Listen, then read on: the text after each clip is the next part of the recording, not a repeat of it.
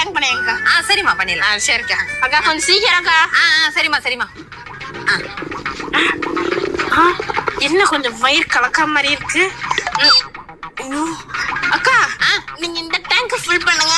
நான் என் டேங்க் கொஞ்சம் ரிலீஸ் பண்ணிட்டு வந்துடுறேன். பாத்ரூம் எங்க இருக்கு? ஐயோ அந்த பக்கம் தான் இருக்கு, சீக்கிரம் போமா.